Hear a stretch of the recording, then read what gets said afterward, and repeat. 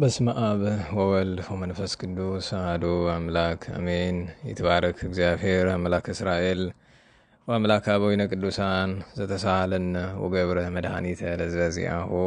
ይቅር ያለን ለወገኖቹ ለምእመናን ሕይወትን መድኃኒትን ያደረገ የአባቶቻችን አምላክ ቸሩ እግዚአብሔር ከዚህ ሰዓት ከዚህ ዕለት ያደረሰን ቅዱስ ስሙ የተመሰገነ ይሁን። እንዴት ሰነበታችሁ? እንዴት አላችሁ? ቸሩ አምላካችን መድኃኒታችን ጌታችን ኢየሱስ ክርስቶስ ለባሕርይ አምላክነቱ እንደሚገባ ቅዱስ ስሙ የተመሰገነ ይሁን። ቸሪቱም አምላክ ወላዲተ አምላክ እግዝእትነ ማርያም እመቤታችን እናታችን የመዳናችን ትምክህት ወላዲተ አምላክ ድንግል መብርሃን ቅዱሳኑ እግዚአብሔር ያከበራቸው ሁሉ ቅዱስ መስቀሉም ቅድስት ቤተ ክርስቲያኑም የከበሩ የተመሰገኑ ይሁኑ። ቸሩ መድኃኔዓለም ይክበር ይመስገን። እንዴት አላችሁ? እንኳን አደረሳችሁ። በአማን ተንሥአ መድኃኒነ ክርስቶስ መድኃኒታችን በእውነት ተነስቷል፣ ሞትን ድል አድርጓል፣ ለሚያምን ሁሉ ድህነትን ሰጥቷል። ቸሩ አምላካችን ብርሃነ ትንሣኤውን በእኛ ላይ ያድርግልን፣ ከስብዓተ ዕርገቱም አይለየን፣ ከበዓለ ጰራቅሊጦስም በቸር ያደርሰን። እንግዲህ ዛሬ ግንቦት ሰኔ 8 ቀን ነው። ዕለቱ የወላዲተ አምላክ የእግዝእትነ ማርያም የእመቤታችን ዓመታዊ በዓል ነው። ከ33ቱ በዓላት መካከል በጣም እንዲያው ትኩረት የማይሰጠው ይመስለኛል። እንዲያው በሳየው ዝም ብዬና በእውነት እንዲህ ባለው የእመቤታችን ደገኛ በዓል የእመቤታችን ታምራት፣ የልጇን ቸርነት፣ የተቀደሰ ጸበል ነገር እንግዲህ ዛሬን የጸበል በዓል አይደለም የምንለው ጌታችን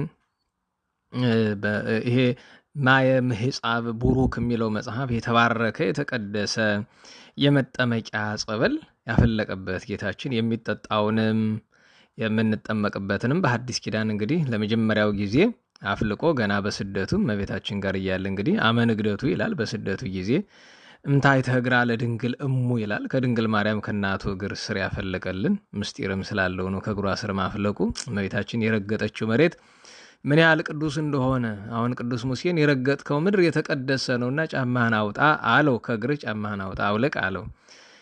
እመቤታችን እንግዲህ ሰብእ ቅዱሶ ለመካን የሚለው በሐዲስ ኪዳን የሁሉ ነገር አክሊል የበጎ ነገራችን ሁሉ አክሊል የሆነች እመቤታችን የጀመረችው እንግዲህ ከረገጠችው መሬት ላይ ዛሬ ጸበልን ያፈለቀበት ማየ በረከት ይባላል። ማየ በረከት ይባላል። የበረከት ውሃ ጌታ ያፈለቀበት ቀን ነውና እንዲህ ባለው ቀን የእመቤታችን ክብሯን፣ ታምራቷን፣ ደግነቷን መናገር ይገባልና በእውነቱ ከብሉይ ኪዳን ነቢየ ጽድቅ ወልደ ዳዊት ቅዱስ ሰሎሞን በመኃልየ ሰሎሞን ምዕራፍ 4 ቁጥር 15 ላይ እመቤታችንን ነቃገነት አዘቅተ ማየ ሕይወት ይላታል።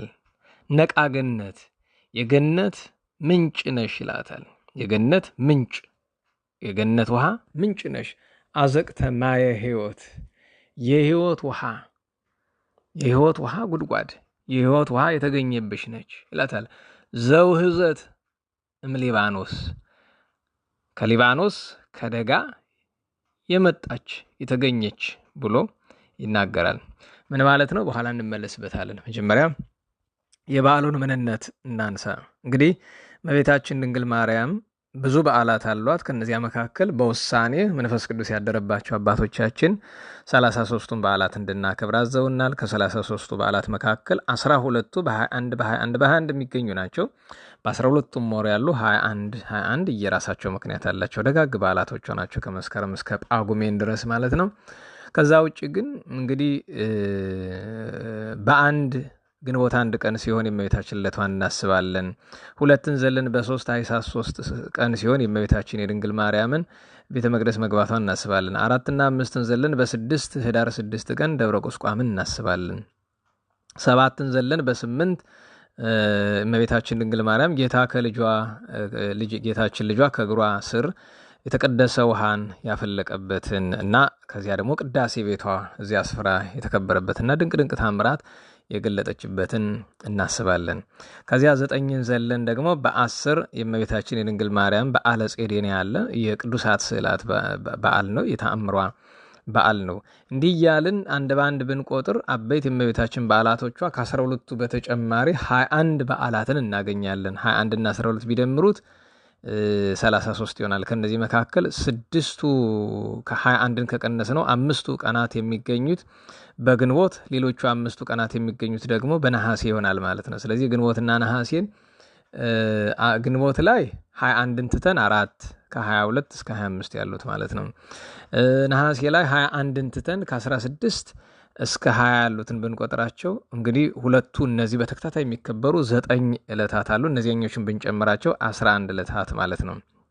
ቅድም ከቆጠርነው ጋር ብትደምሩት እንግዲህ ያ ይገኛል። ከዚያ ውጭ አሁን ወደፊት የምናከብረው ሰኔ 20 በ20 ይከበራል። እንግዲህ ህንጸተ ቤታ ተብሎ የሚከበር ማለት ነው። እንግዲህ እነዚህን በዓላት መጽሐፍ እንደሚል እንደ ልጇ በዓላት አድርገው ያክብሩ። የጌታን በዓል እንደምናከብረው እንግዲህ ክብሩ የጌታ በዓል አለ፣ የእመቤታችን በዓል አለ፣ የቅዱሳን በዓል አለ። መጀመሪያ በፍጹም ክብር ለአምላክነቱ እንደሚገባ የጌታችን የፈጣሪያችን ኢየሱስ ክርስቶስን በዓል እናከብራለን። ቀጥሎ የሰማይ ምድር እመቤት የሰማይ ምድር ፈጣሪ የክርስቶስ የመድኃኒታችን እናት የሆነች እመቤታችን፣ ቀጥሎ ቅዱሳንን እንደየክብራቸው እናከብራለን ማለት ነው። ከነዚህ በዓላት መካከል አንዳንዶቹ በደንብ ይከበራሉ፣ አንዳንዶቹ ደግሞ ፈጽሞ የተረሱም ይመስላሉ። የዛሬው አንዱ ነው። እንግዲህ የጸበልን ነገር ከማምጣታችን በፊት የዛሬው በዓል ባጭር እንደምን ነው የሚሉ ጌታችን ያለ ማዳን ከሰማያት ወርዶ በህቱም ድንግልና ከመቤታችን ወላዲተ አምላክ ድንግል ማርያም ተጸንሶ በህቱም ድንግልና ተወልዶ 2 ዓመት በናዝሬት ካቆየ ካደገ በኋላ ሄሮድስ ሊገለው ስለሻው እመቤታችን ድንግል ማርያም ይዛው አዝላው ወደ ምድረ ግብጽ ሸሸች። ከዚያ ወደ ምድረ ግብጽ ሲደርሱ እንግዲህ ስፍራው ለምስር ቅርብ ነው ይባላል በጥንቱ ዘመን። ዛሬ በግብጽ ያላችሁ ሄዳችሁ ያያችሁ ሰዎች ስፍራውን ልትነግሩነት ትችላላችሁ። ዘመኑ በኢንተርኔት ብዙ ነገር ይገኛል። ግን እንዲህ ያለውን ነገር ግብጻውያን ብዙ ነገር በአረብኛ ስለሆነ የሚጽፉ እኛ አሁን እኔ የጥንቱን ስፍራ ይዤን የምናገር በታሪክ ያገኘሁትን እንጂ አሁን በአካል የት እንደሚገኝ ግን ለደብረ ምጥማቅ ብዙ ሩቅ አይደለም ስፍራው ጥንቱ ደብረ ምጥማቅና ይሄ ጌታችን ሰኔ 8 ቀን ከመቤታችን ከእግሯ ስር ያፈለቀውና በኋላ ቅዳሴ ቤቱ ሰኔ 8 ቀን የተከበረለት ቅዱሳንም አባቶቻችን በውሳኔ ሰኔ 8 ቀን ዘወትር ይከበር ብሎ ከመቤታችን 33 በዓላት አንዱ እንዲሆን የወሰኑለት ስፍራው አንዳንዶቹ በመጽሐፍኛ ሀገረ መጣሪያ እንለዋለን ወይም ሀገረ ምህጻብ እንለዋለን። ሀገረ መጣሪያ የስፍራው ስም ነው። ሀገረ ምህጻብ መባለው ምንድነው? የመታጠቢያ ስፍራ የመጠመቂያ ስፍራ ለማለት ነው። ሰዎች እየሄዱ እዚያ ስለሚጠመቁ ጌታችን ካፈለቀው ቅዱስ ውሃ ወይም ጸበል ማለት ነውና እንደዚያ እንለዋለን። ስፍራው ደግሞ መካነ ማየ ምህጻብ ቡሩክ የተባረከ የመጠመቂያ ስፍራ የሚገኝበት ለማለት መካነ ማየ ምህጻብ ቡሩክ ተብሎ በቤተክርስቲያናችን ይጠቀሳልና እመቤታችን በስደት ብዙ ስፍራ ዙራለች። እንደሚታወቀው በሶሪያ ነበረች፣ በሊባኖስ አድርጋ መታለች፣ ከዚያ ግብጽ ወርዳለች፣ በኢትዮጵያ ነበረች። ብዙ ስፍራዎችን በስደት ዞራለች፣ መከራ ተቀብላለች። ከነዚህ መካከል አንደኛው እመቤታችን ድንግል ማርያም ውሃ ጠምቷት ነበርና ዙራ ብትለምን የሚዘከራት አጣች። ሰይጣን የሰው ልብ እያጸናባት እመቤታችን ድንግል ማርያም ለፍጥረት ሁሉ የምትራራ እመቤት እንዲሁ አባቶቻችን ከዚህ ጋር አያይዘው ይናገሩታል። እመቤታችን ጌታን ከመውለዷ በፊት ጌታን በምትጸንስበት ዕለት በዕለተ ብስራት መጋቢት 29 ቀን በዕለተ እሑድ ገና በጠዋት ውሃ ልትቀዳ ወርዳ ነበርና ከዚያ ካለችበት ስፍራ መጻ ከልብ ጽሙ ፈቲዮ ይስተይ ማየ የተጠማ ውሻ ውሃ ሊጠጣ ወዶ ያጠጡኝ ቢዘከሩኝ ብሎ በመላሱ እያለከለከ ወደ ጉድጓድ ውሃ መጣ። እስራኤላውያን ውሃ የጉድጓድ ውሃ ነው፣ እንደ ፎገራ ማለት ነው። ፎገራ የምታውቁ ካላችሁ እዚህ ደቡብ ጎንደር ያለው እንደ ፎገራ ዛሬው በቧንቧ ነው መሰል እንጂ ቀድሞ የፎገራ ውሃ ጉድጓድ ነው። ዛሬም ይኖር ይሆናል እና ጉድጓድ ውሃ ነውና ሊጠጣ ወዶ መጣ እና ወሰለዳሁ ቶና አንስት እዚያ የነበሩ ሴቶች በሙሉ ጥሙ ጭንቁ ሳያሳስባቸው አባረሩት። ወሶበሬቶ እግዝእትነ ማርያም እንዘይት መያየጥ ለፌው እምጽና ጽማማይ ውሃ ከመጠማቱ የተነሳ እንዳይቀርብ ሊመቱት እንዳይሄድ ደግሞ ጨንቆታል። ወዲህ ሲላይታ አስተዓጽበት በእንተ ጽሙ ይህን ያህል ጠምቶታል ብላ አደነቀች። ወበከየት ይላል አለቀሰች ይላል። ኋላ መጨረሻ ላይ ሊቁ ወደ አንድ ነገር ወስዶታል። ታምረ ማርያምን ሲጽፍ ይህን ነገር በጣም ለኛ በሚስማማ ለኛ ትምህርት በሚሆነን መንገድ አድርጎ አምጥቶታል እና ወሐዘነት ሎቱ አዘነችለት ይላል። ከዛ ወአውጽአታ ሳይና የወርቅ ጫማ ነበራትና ያንን አውጥታ ከዚያ ላይ ውሃ አድርጋ አጠጣችው። አባቶቻችን ምን ይላሉ? ያን ጊዜ ምን እንስሳ ቢሆን እጅ ነስቶ አመስግኖ ሄደ። ስለምን በጫማ አጠጣች ብሉ? በኦሪቱ ውሻ የነካው ነገር የረከሰ ስለሚሆን ለዚያ ሲባል እንዳያረክስባት ብላ ነው። ያው ስርዓተ ኦሪት መጠበቅ ስለሚገባ በጊዜ የነበረውን ሕግና ከዚያ ግን ሴቶቹ አንቲኑ ትምህርዮ እንዴ አንቺ ለውሻ ተራሪ ያለሽን እምኔኪኑ ይትወለድ ክርስቶስ ዘይብልዎ መሲህ አዳኝ የሚሉት የእስራኤል ታዳጊ የሚሉት መሲሁ ክርስቶስ ከአንቺ ነው የሚወለድን ብለው አሉ። ሲያሾፉ ማለት ነው። ከዚያ እያይዘው አንድ ነገር አሏት። አስቀድሞ ብሎታል። ማህየቡኑ ተበትከም ወይ ተረክብን ከማየ እንግዲህ የጉድጓዱ ገመድ ቀድተን ከጨረስነ በኋላ ተቆርጧል።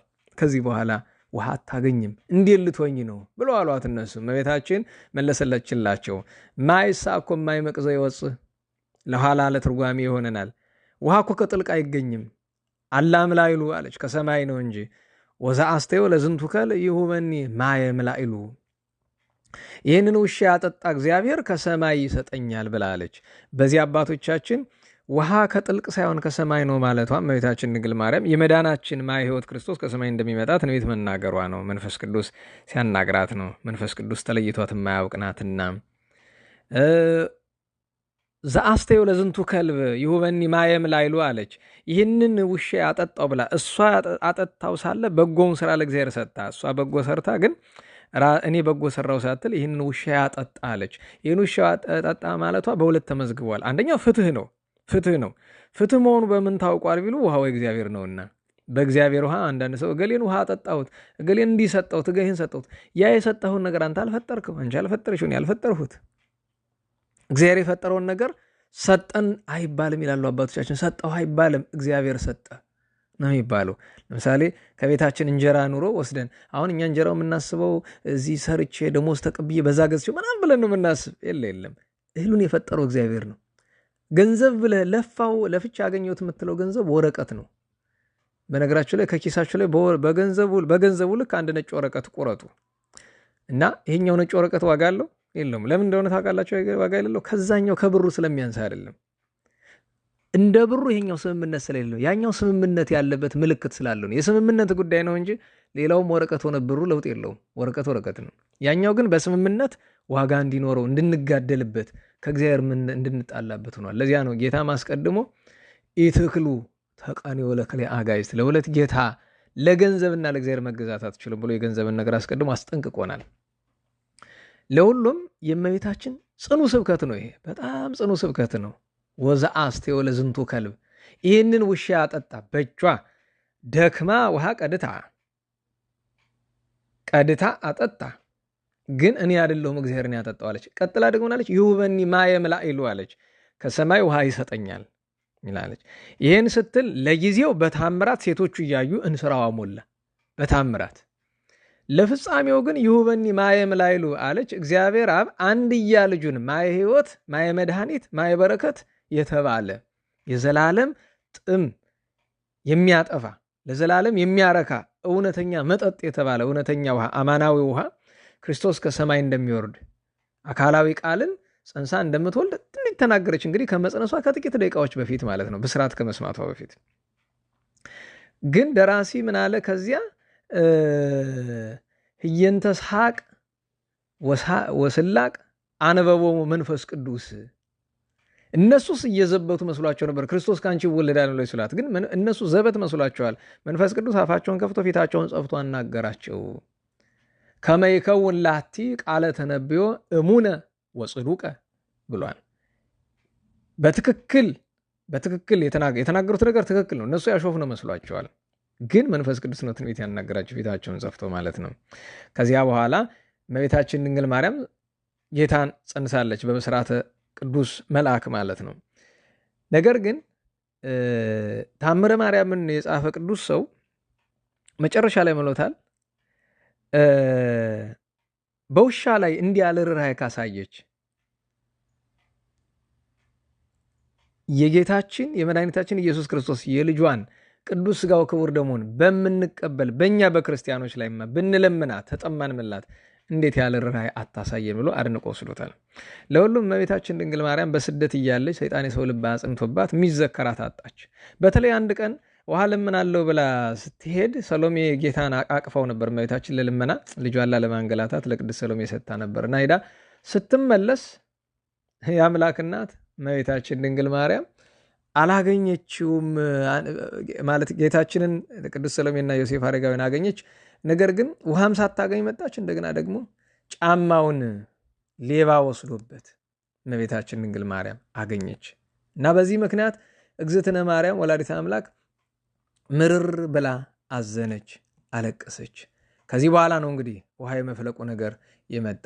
እንዲያው በቅርብ ቢገኝ በሰቆቃወ ድንግል ላይ አባታችን አባ ገብረ ኢየሱስ ይህንን ነገር በደንብ አድርጎ ገልጦታል። እስቲ ሰቆቃወ ድንግል ላይ ይህንን የሚመስለውን ኃይለ ቃል ወሀይጎልኩ ለወልድየ አሳኢኖ ዘወርቅ የሚል ምክንያቱም ሰብአ ሰገል ለጌታችን ከገበሩለት መካከል አንደኛው የወርቅ ጫማ ነበረውና ያን የወርቅ ጫማ ሌቦች ወስደውባት አግኝታለችና በዚያ ምክንያት ነው በጣም አዝና ያለቀሰች።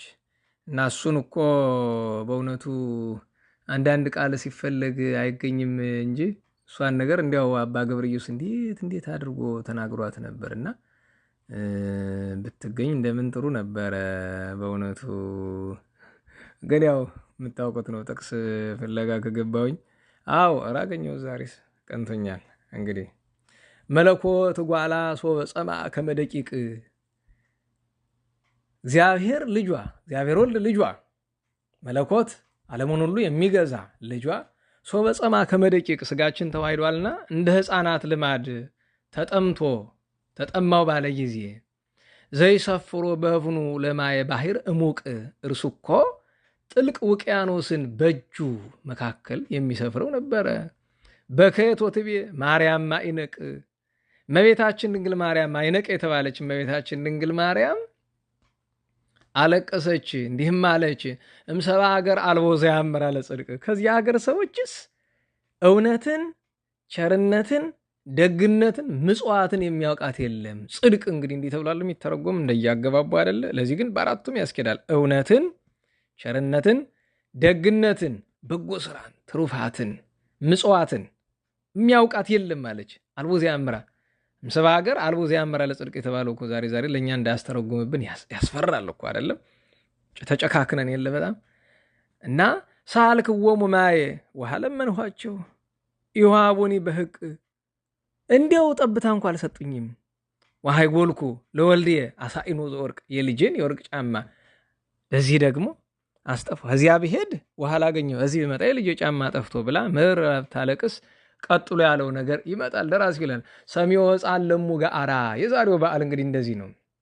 ሕፃኑ ጌታችን ኢየሱስ ክርስቶስ የእናቱን ሐዘን ሰምቶ ባረከ ምድረ ዋንቃ ማየም ታሕተ እግራ ምድሩን አመሳቅሎ ባረከው። ከእግሯ ከረገጠችው እግር እታቹ ላይም ማይ አፈለቀ፣ ውሃ አፈለቀ። ወምኔሃ ለጽምዓት እስተይ አምራ ይላል። ከዚያ በእናቴ ለጥምሽ ጠጪ አላት። ልጇን መጀመሪያ አጠጣ፣ ኋላ እሷም እዚያ ጠጣለች። ከመይስተይዋ ሰብአ አገር ለይእቲማ ያምረራ። እነዚያ ሰዎች ግን ስለ ክፋታቸው ለዘላለም ከዚህ ውሃ እንዳይጠጡ ከለከላቸው። ወለሩቃን ፈውስ ወጢም ተገብራ ብሏል። ከሌላ ሀገር እንግዳ ሲመጣ ስደተኛ ሲመጣ እንግዳ ሲመጣ ይጣፍጠዋል። የሀገሩ ሰው መጥቶ ለጠጣው ስል ይመረዋል። ለፈተና ብለው እንዲሁም ይላሉ አባቶቻችን ከእንግዳ ጋር አብሮ ተሰልፈው ለመጠጣት ይሞክራሉ የሀገሩ ሰዎች። ምክንያቱም አንደኛ ይጣፍጣል፣ በጣም ሕይወትነት አለ። ሁለተኛ ሲጠጡት ውስጥ ገብቶ ደዌ ይፈውሳል። አካል ሲታጠቡበት ሲጠመቁበት ደዌ ይፈውሳል።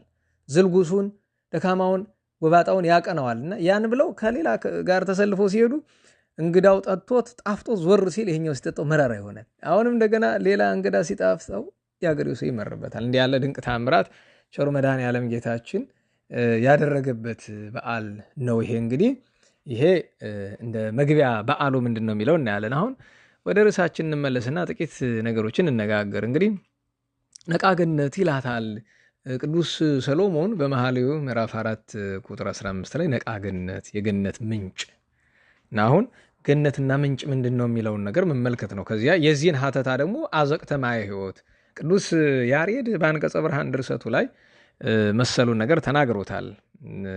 በዕፅ ቡሩክ ምስጋናው ላይ መጨረሻው ላይ ነቃ ገነት ወአዘቅተ ማየ ሕይወት ዘይውህዝም ሊባኖስ ብሎ ወልኪ ሳሂሎ ይክፍለነ ልጅሽ ይቅርታውን ይድለን ሰአሊ ለነ ቅድስት ጽንዕት ክብርት ልዩ የሆንሽ እመቤታችን ሆይ ለምኝልን ብሎ ተናግሯል። እንግዲህ ነቃ ገነት የገነት ምንጭ ብሏል። ገነት ምንድን ነው? ገነት በጥሬው ብንመለከተው የአትክልት ስፍራ ነው።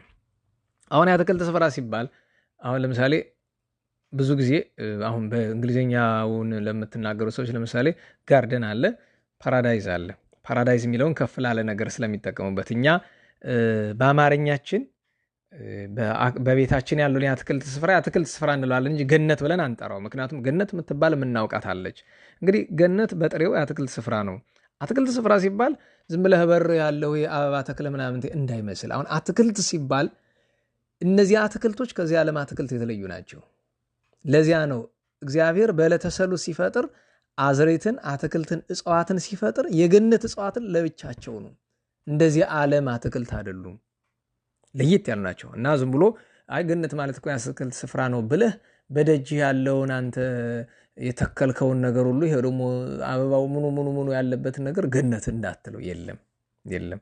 አሁን ለሰውም ገነት ተብሎ ለሴት ስም ይወጣል። ጥሩ ነው ስሙ በእውነቱ። ግን ችግሩ ሰው ሲኦል የሆነ ጠባይ ሲኦል የሆነ ኑሮ ይዞ ለእግዚአብሔርም ለሰውም ረመጡ ነው ገነት መባል ጭንቅ ነው። እንዲህ ብዬ ስል እንግዲህ ገነት የምትባል ሴት ማውቁኛ አይደለም። ያው መቼም አብዛኛውን ጊዜ ለስማችን ስለማንገጥም ነው። ገነት የምትባይ ሰው ድንገት ይሄንን የምታዳምጪ ከሆነ ደግሞ አይጭነቅሽ። ሁላችንም ለስማችን ተቃራኒ ነን። እኔንም ብትጠይቂኝ የስሜ ተቃራኒ ነው ግብሬ። ሁሉም ሰው አብዛኛው ሰው ለስሙ ተቃራኒ ነው እና ገነት ማለት በጥሬ አትክልት ስፍራ ቢመስልም እኛ ግን ገነት የምንላት እግዚአብሔር በምስራቅ አቅጣጫ የፈጠራት ከአምስቱ ዓለማተ መሬት አንዷ የሆነች ከአምስቱ ዓለማተ መሬት ከፍ ብላ የምትገኝ ምስራቃዊት የሆነች የብርሃን ሀገር ናት። ቅዱሳን አባቶቻችን ጻድቃን ቀድሞ አባታችን አዳም እግዚአብሔር ፈጥሮ አክብሮ በ80 ቀን በ40 ቀን እሱን በ80 ቀን ቅድስት ሔዋንን ያስገባበት ዓለም እሱ ገነት ነው። በኋላም ከገነት የተባረረ እዚያች ለመግባት አይደል እንዴ 5500 ዘመን ደጅ ጸና ቅዱስ አባታችን አዳም ከእናታችን ቅድስት ሔዋን ጋርና ያቺ ሀገር ናት።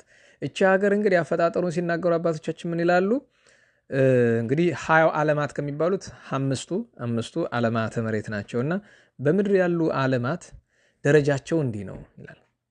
በምዕራብ አቅጣጫ በጣም ዝቅ ብላ ሲኦል አለች፣ የኃጥአን ቤት ናት።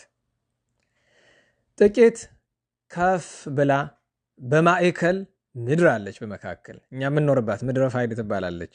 ያው ለቅጣት የመጣንባት ዓለም ናት። ከኛ አቅጣጫ በስተ ሰሜን በስተ ደቡብ ጥቂት ከኛ ከፍ ብሎ እንግዲህ ልብ በሉ ከሲኦል እኛ ከፍ እንላለን። ከኛ ብሔረ ብፁዓን ከፍ ይላል። የብሔረ ብፁዓን ማለት በአጸደ ሥጋ ያሉ 1000 ዓመት እየኖሩ የሚያርፉ ጻድቃን የሚኖሩባት ዓለም ናት። እሷ በደቡብ ትገኛለች። ከኛ ከፍ ትላለች። አነዋወሯ፣ አቀማመጧ። ቀጥሎ ያለው አራተኛው ዓለም ብሔረ ሕያዋን ይባላል። ብሔረ ሕያዋን ከኛም ከፍ ብሎ ግን ከብሔረ ብፁዓንም ጥቂት ከፍ ብሎ ያለ ብሔረ ሕያዋን ይባላል። በሰሜን ይገኛል። እሱ በሱ ደግሞ በሕይወተ ሥጋ ያሉ እንደ ብሔረ ብፁዓን 1000 ዓመት የሚኖሩ ሳይሆኑ ጌታ ዳግመኛ ለፍርድ እስከሚመጣ ድረስ የመጨረሻው የሰማዕትነት ዘመን እስከሚመጣ ድረስ የሚጠብቁ ቅዱሳን ሄኖክ፣ ኤልያስ፣ ዕዝራ፣ አዲስ ኪዳን አቡነ አረጋዊ፣ አቡነ ገሪማ፣ ቅዱስ ያሬድ ሌሎችም ቅዱሳን የሚኖሩበት ዓለም ነው። እሱ የመጨረሻውና ዓለማተ መሬት ከምንላቸው አምስተኛው ከምድርም በጣም ከፍ ብሎ ከብሔረ ብፁዓንም ከብሔረ ሕያዋንም ከፍ ብሎ የሚገኝ በምስራቅ አቅጣጫ ምስራቃዊት የሆነች ስፍራ ላይ ገነት አለች።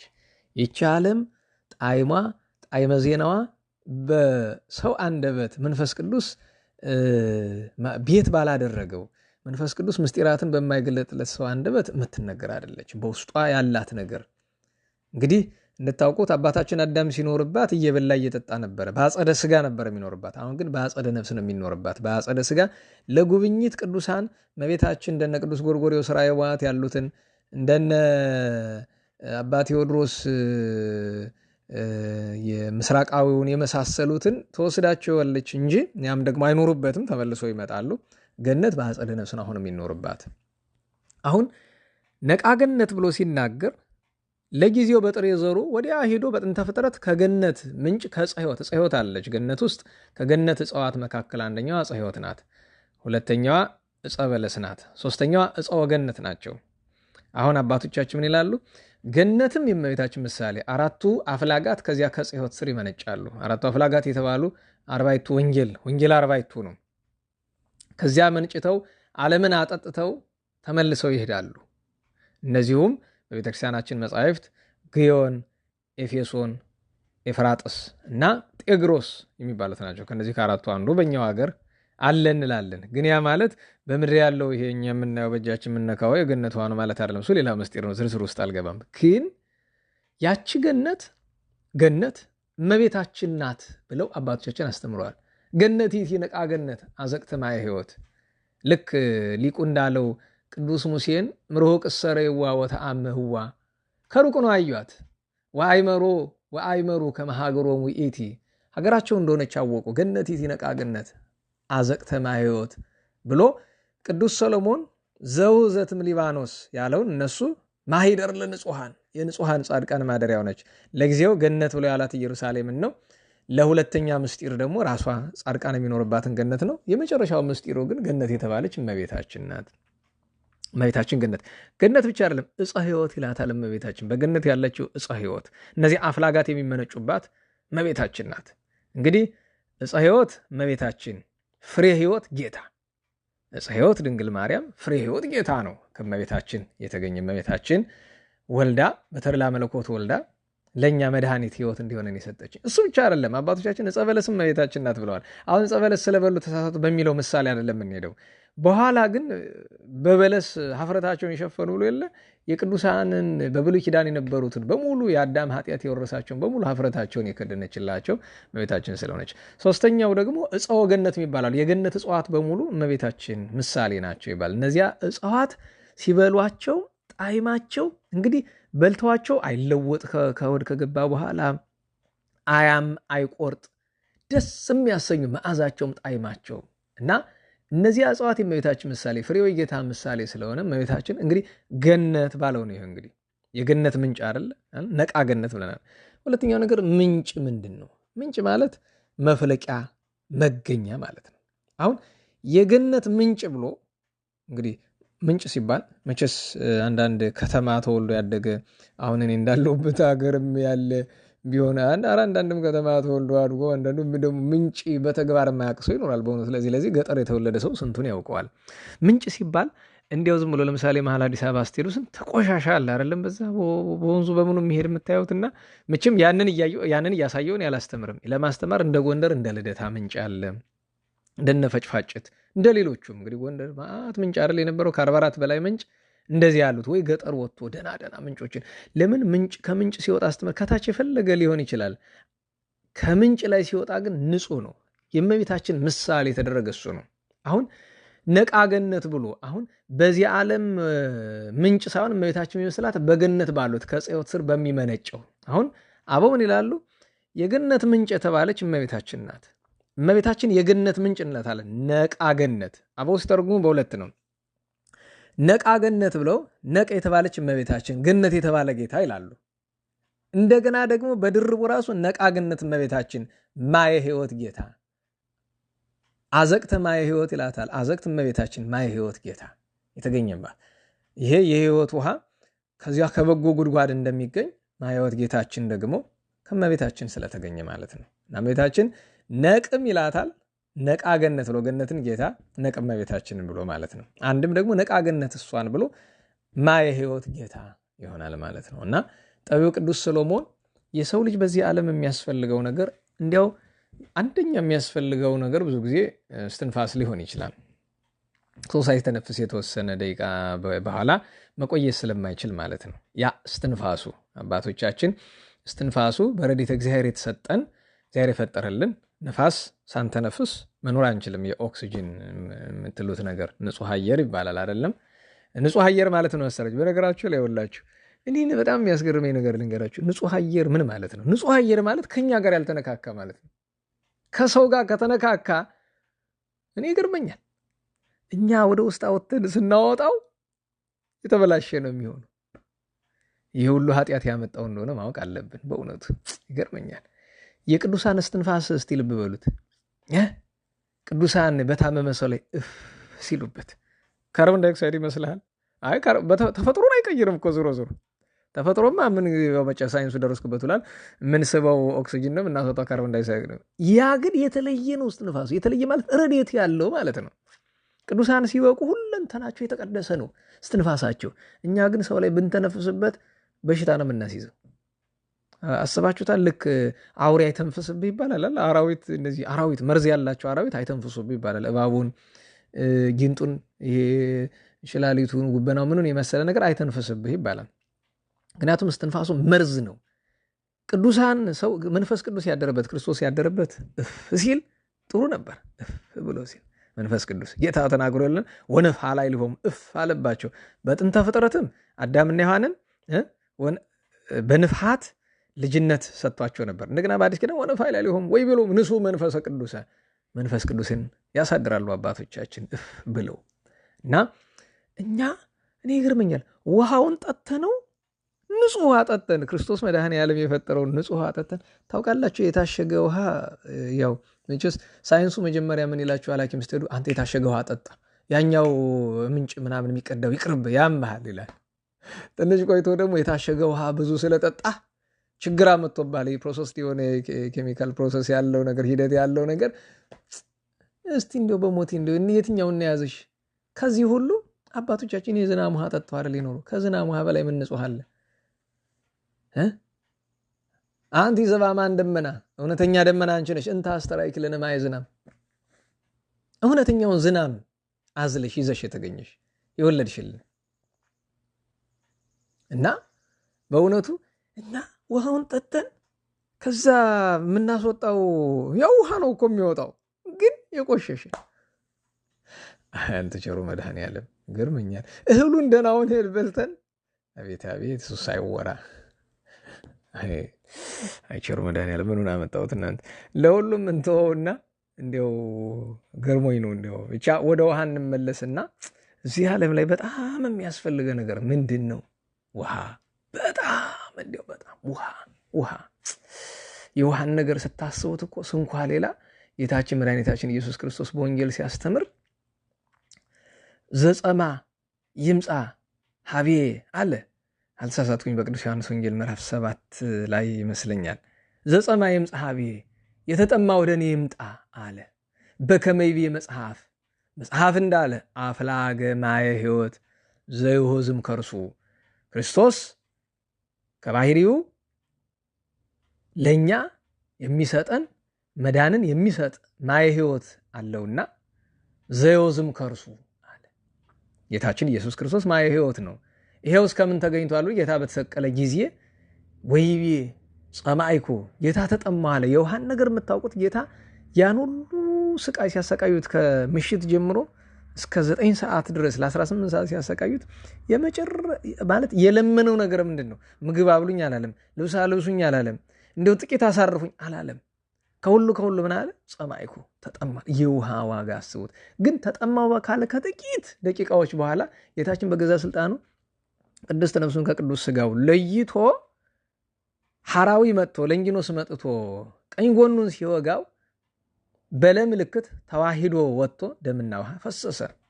ማይ ምስለ ደም ውሂዘ ገወከ፣ ጊዜ ተረግዘ እንዳለ አባ ጊዮርጊስ ዘጋስጫ ማለት ነው። ጎኑን በወጉት ጊዜ ማይና ደም ውሃና ደም ፈሰሰ።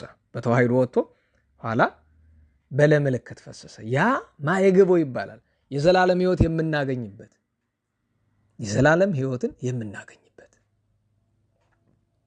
ተጠምቀንም የምናገኝበት፣ ጠጥተንም በረከት ጸጋ ክብር የምናገኝበት ሆነ እና ዛሬ ጸበልን ነው የምናስብ።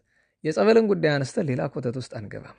እንዳልኳችሁ በዚህ ዘመን የዚች ቤተክርስቲያን የቤተክርስቲያናችን ትልቁ ፈተና የጸበል ስርዓታችን ሆናል። በዚህ ቦታ ጸበል ፈለቀ ይባላል፣ ግር ብሎ መሄድ። እዚህ ቦታ ደግሞ ፈለቀ፣ ግር ብሎ መሄድ። ደግሞ እዚህ ቦታ መጣ አጥማቂ ገሌ በዚህ መጣ፣ ገሌ በዛ መጣ። እግዚአብሔር ይችላል በፈቀደው ነገር በምክንያትም አለ ምክንያትም ያድናል። ሰው በፍጹም እምነት ካለው ከቤቱ ሆኖ እዛው ከተኛበት አልጋ ላይ ሆኖ ወደ ፈጣሪው ከልቡ ቢጮህ ያለ ምክንያት ያለ ጸበል ያለ እምነት ያለ መስቀል ምንም ነገር ሳይነካው ማዳን ይችላል። ጌታ በወንጌል ላሳየን ማለት ነው አይደል? ያ በቅዱስ ዮሐንስ ወንጌል ምዕራፍ 4 መጨረሻው ላይ የምታዩት ገብረ ንጉሥ የሚለው የንጉሱ አገልጋይ የነበረው በወቅቱ ጌታ ወደ ገሊላ እንደመጣ ሲሰማ መጣና ልጁ እንዲፈውስለት ለመነው። ታምር ካላያችሁ እናንተ አታምኑ ብሎ ጌታ ወቀሰው። እግዚኦ አቤቱ እረድ ፍጡነ እባክህ ወደ ቅፍርናሆም ልጄ ብላቴናዬ ወደ ታመመ እባክህ ቶሎ እረድ፣ እስመ አልጸቀ ይሙት ለሞት አፋፍ ደርሷል አለው።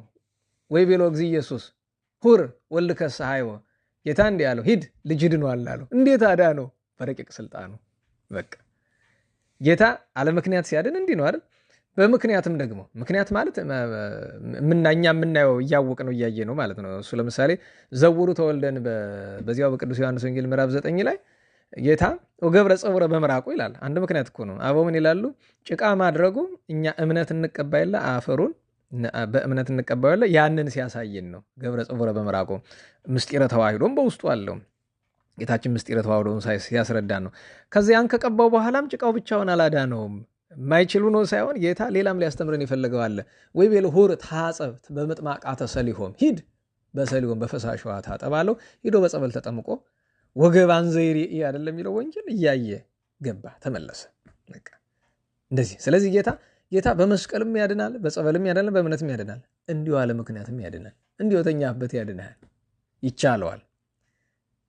ትልቁ ነገር ግን ዋናው እንድታውቁት በእምነትም ያድነን ስናምን ነው፣ በጸበልም ያድነን ስናምን ነው፣ በመስቀልም ያድነን ስናምን ነው። የካህናት ልብስ እንኳ ዘርፍ ነክቶ ልንድን እንችላለን። እግዚአብሔር የሚሳነው ነገር ስለሌለ ማደሪያ ባደረጋቸው ነገሮች በሙሉ ይፈውሳልና ጸበሉን ግን ከአጥማቂ ጋር ከምን ጋር ካገናኘ ነው በጣም ችግር ነው። እኔ በእውነቱ ብዙ ዝርዝር ውስጥ አልገባም። በዚህ ዘመን አጥማቂ ያለበት ብቻ ሳይሆን አጥማቂ የሌለበትም አንዳንድ ስፍራ ይገናል። አንዳንዱ ስፍራ ከዚህ ስም አልጠራም ታውቁታላችሁ። እዚህ ቦታ የሆነ ነገር መጣ። አዎ ሰው ቁስል ህመምን እንደሆነ የሚያውቅ ያውቀዋል። በእውነቱ በህመም አንቀልድም። ህመምን የሚያውቃት ያውቃታል። ምን ያህል ጭንቅ እንደሆነ በየትኛውም ዋጋ ሰው መዳን ይፈልጋል። የስጋ ቁስሉን መዳን ይፈልጋል። የነፍሱን የሚያዝንለት የለም። በእርግጥ ናናው ትልቁ ነገር ዛሬ ስለ ጸበል የምናስብ ስለ ፈውስ፣ ስለ መንፈሳዊ ፈውስ የምናስብበት ጌታችን በታምራት እንደሚያድን አምነን ፈጣሪያችን ምን ለምን እግዝእትነ ማርያም ድንቅ ታምራት የምትሰራ ነቃገነት የገነት ምንጭ የተባለች አዘቅተ ማየ ሕይወት የሕይወት ውሃ ጉድጓድ የተባለች ከሊባኖስ እንግዲህ በነገራችን ላይ ዘውዘትም ሊባኖስ ከሊባኖስ የፈሰሰች ከሊባኖስ የተገኘች ብሎ ያለበት ምክንያት እመቤታችን ድንግል ማርያም በአድባረ ሊባኖስ አይደል የተወለደች ከሊባኖስ ተራራ ስለተገኘች የተወለደችው እዚያ ስለሆነ እግረ መንገዱን ግን ደብረ ሊባኖስ ሁለት መገለጫ ነው። አንደኛ በተራራ መሆኑ ከሊባኖስ የተገኘች አለ። ሊባኖስ ከፍ ያለ ስፍራ ነውና ለእመቤታችን ብቻ ሳይሆን የምንቀጽለው እመቤታችን መሰረታት ውስጥ አድባረ ቅዱሳን እመቤታችን ወላጆቿ እስከ ላይ እስከ አባታችን አዳም ድረስ ብዙ ቅዱሳን ስላሉ እነሱን ማመስገን ነው ዘውዘትም ሊባኖስ ማለት። ሁለተኛው ነገር ተራራ እንግዲህ ከምድር ከፍ በማለቱ የቅዱሳን ምሳሌ እንዳደረግ ነው። እሱ ብቻ አይደለም፣ ደጋ ነው አይደለ? ሊባኖስ ደጋ የጻድቃን ሀገር ምሳሌ ነው። በደጋ እንግዲህ አባግ ናቸው ይኖራሉ፣ በጎች ናቸው በደጋ የሚኖሩና ለሱ ምሳሌ ተደርጎ ይጠቀሳል። እና ከሊባኖስ የተገኘች የሕይወት ውሃ ምንጭ የተባለች ነቃገነት የገነት ምንጭ የተባለች የዘላለም ሕይወት እንድንወርስ ፈጣሪን የወለደች እመቤታችን ድንግል ማርያም ክብር ምስጋና ለእርሷ ይሁን። እርሷን ሕይወት መድኃኒት መጸጊያ አምባ አድርጓ ለሰጠን ሰማዩን ምድሩን የብሱን ባሕሩን የሚታየውን የማይታየውን ለፈጠረ ለቸሩ መድኃኔ ዓለም ለኢየሱስ ክርስቶስ ክብር ምስጋና ይሁን። እመቤታችን በአማላጅነቷ በረድኤቷ በርኅራኄዋ ትርዳን።